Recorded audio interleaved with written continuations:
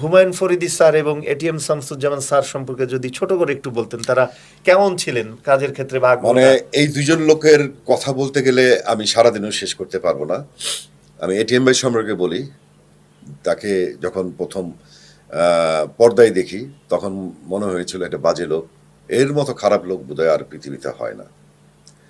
যখন কাজ করতে গেলাম দেখলাম যে একটা মাটির মানুষ, জাস্ট অপোজিট। আল্লাহ ভক্ত একজন মানুষ।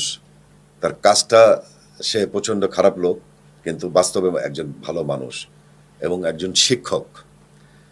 যতগুলো ছবি তার সাথে করেছি, আউটডোরে থেকেছি, তার কাছে অনেক কিছু শিখতে পেরেছি। শুটিংয়ের অবসরে তার রুমে যে তাকে ডিস্টার্ব করতাম, যেমন আনোয়ার হোসেন সাহেব, ওনার কাছে শিখেছি অনেক কিছু। যে আনোয়ার হোসেন সাহেবকে অনেকে বলতো গুরু, আমি যে বলতাম গুরু, ভয়েসটাকে কীভাবে ডেভেলপ করা যায়,